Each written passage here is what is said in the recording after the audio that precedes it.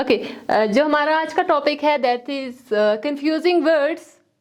ठीक है, इसकी सीरीज कंप्लीट आपको मिल जाएगी यूट्यूब से। ये Shal English house YouTube channel है हमारा। Okay, we have some words that is after and later. After और लेटर का मतलब होता है बाद में, लेकिन इन दोनों का हम यूज कैसे करते हैं। अगर इनका यूसेज देखें सो यूज आफ्टर प्लस फ्रेज। जब आप आफ्टर लगाएंगे ना, उसके बाद कोई फ्रेज लगाएं। फ्रेज क्या होता है? A group of words that do not convey a complete sense, जो कंप्लीट सेंस नहीं देता।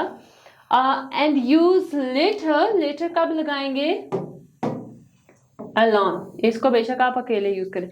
For example I call you later. मैं तुम्हें बाद में कॉल करूंगा या करूंगी।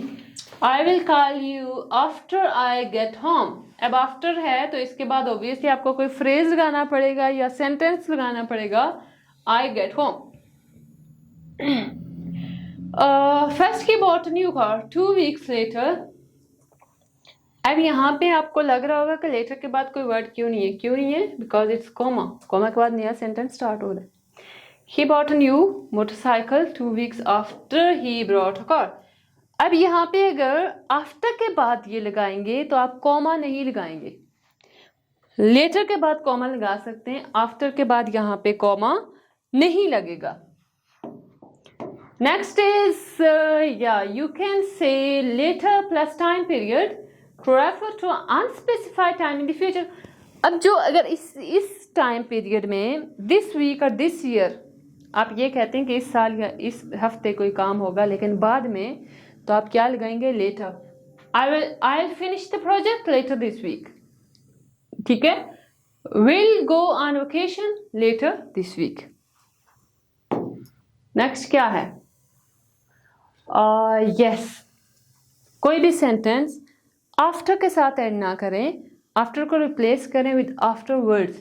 जैसे अगर कोई आपसे क्वेश्चन पूछता है, did you go straight home after the basketball game? Baseball, this is baseball game. अब ये पता नहीं बेसबॉल गेम कौन सी होती है। बास्केटबॉल है, बेसबॉल दोनों होती हैं, बेसबॉल भी होती है। दोनों होती हैं। ठीक है, फिर तो अच्छी बात है। ओके, अगर ये गेम है, फॉर एग्जाम्पल क्रिकेट आप कह सकते हैं, football.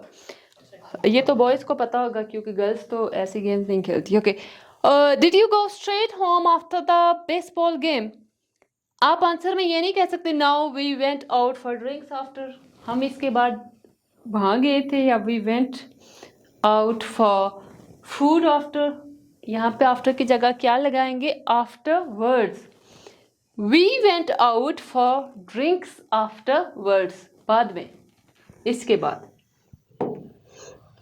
Yes, agenda, itinerary, schedule. 3 words हैं आपके पास। क्या वर्ड्स हैं? Agenda, itinerary, schedule. एजेंडा का मतलब ये होता है कोई मीटिंग स्टार्ट होने वाली है, आपने कुछ एक लिस्ट बनाई है, या आपके माइंड में कुछ आइडियाज़ हैं कि ये चीज़ें हम उस मीटिंग में डिस्कस करेंगे। ठीक है। अब स्केड्यूल क्या है कि हम ये कहते हैं, जैसे I have scheduled an appointment.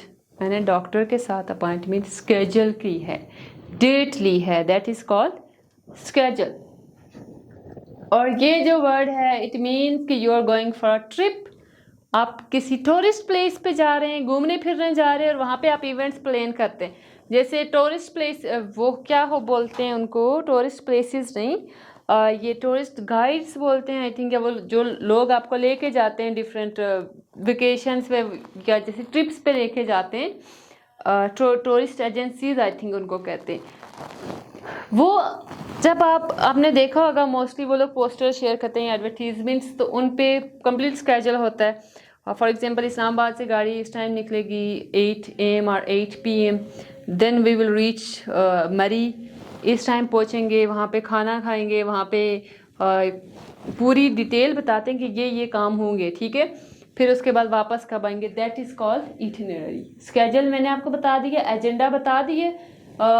Yes, if something is on the agenda or on your agenda, it means that people are willing to discuss it or work on it.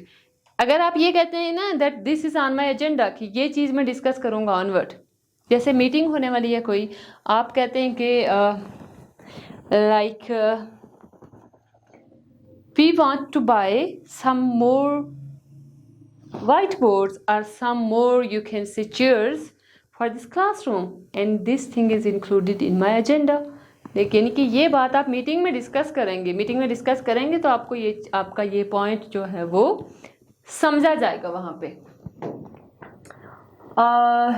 Yes, एक हमारे पास एक्सप्रेशन है that is hidden agenda. Hidden agenda mean आप अपना agenda किसी को बताते नहीं है, सीक्रेट है कि आपने ये काम करना है। Yes, let me check my agenda to find out which day you are available. Agenda sometime हम कैलेंडर को भी बोलते हैं। जब कैलेंडर में आप वो कहते हैं कि आपने ये बताया था कि ये काम इस दिन करना है, ये काम इस दिन करना है, उसके लिए भी आप एजेंडा यूज़ कर सकते हैं। लाइक फॉर एग्जांपल मैं आपको ये कहती हूँ कि at what time I can call you, so you can say let me check my agenda so that I can check suitable time on which you can call। जिस time आप call कर सके मुझे अपना टाइम टेबल चेक करने दो, चाहे time table भी कहते हैं। ओके, ये मैंने आपको बता दिया है सब। यस द ओके, अब कुछ एक वर्ड है टाइम टेबल। टाइम टेबल क्या है? क्लासेस हैं, क्लासेस का एक स्पेसिफिक टाइम टेबल होता है, ये क्लास इस टाइम होनी है, ये क्लास स्कूल कॉलेजेस में। Same is case with buses या public transport. On public transport you have specific time. जैसे आप गाड़ियों की अगर देख लें तो उन्होंने स्पेसिफिक टाइम लगाया था कि ये गाड़ी इस टाइम जाएगी, ये उसका हम क्या करते हैं टाइम टेबल। स्केजल मोस्टली नहीं यूज़ करते क्योंकि ऑब्वियसली स्केजल थोड़ा मोस्टली फॉर्मल वर्ड आ जाता है, टाइम टेबल वो मोर सूटेबल है फॉर दीज थिंग्स। अच्छा, जो लॉन्ग टर्म प्रोजेक्ट होते हैं ना उनके लिए भी हम स्केड्यूल यूज कर सकते हैं। And the thing is that if something is ahead of schedule और if something is behind schedule, behind schedule की मतलब कि डिले है कोई चीज़, और अहेड ऑफ स्केड्यूल, स्केड्यूल हमने क्या किया यहाँ पे मैं आपको बताती हूँ कि ये स्केड्यूल है। आज क्या डेट है? सपोज 10 को हमारी मीटिंग होनी है, किस टाइम? 2 बजे। ठीक है, 2 बजे मीटिंग होनी है। अब अगर आपका बॉस आपको कहता है या मैनेजर कहता है कि ये जो मीटिंग है ये कब होगी? 10 बजे, 2 बजे नहीं होगी बल्कि 1 बजे होगी, it means that this is ahead of schedule. और अगर वो 3 बजे का कहता है that is behind schedule, delay हो गए। Yeah, after that we have ago, back and before। 3 words हैं। अब इन तीनों वर्ड्स में डिफरेंस क्या आएगा? One thing is that these all words, 2 word जो हैं गो एंड बैक, ये यूज होते हैं इन पास्ट टेंस। लाइक आप ये कह सकते हैं, अच्छा ये चेंज भी आप इनको कर सकते हैं, इनमें कोई खास फर्क नहीं है, लाइक यू कैन यूज, लेकिन यूज करना है in past simple tense.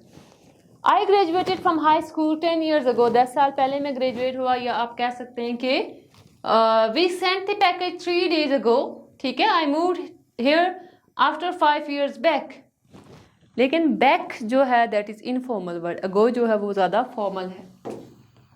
Before and earlier, अब बिफोर एंड अर्लियर कहाँ पे यूज होता है? पास्ट टाइम्स के लिए। फ्रॉम एक पास्ट टाइम है, अगर उसको आप किसी दूसरे पास्ट टाइम से रेफर कर रहे हैं then you will be using before and earlier. जैसे मैं कहती हूँ yesterday I missed my train. अब yesterday I missed my train, कल, गुजरा हुआ कल।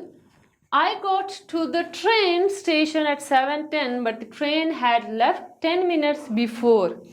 10 मिनट पहले वो जा चुकी थी।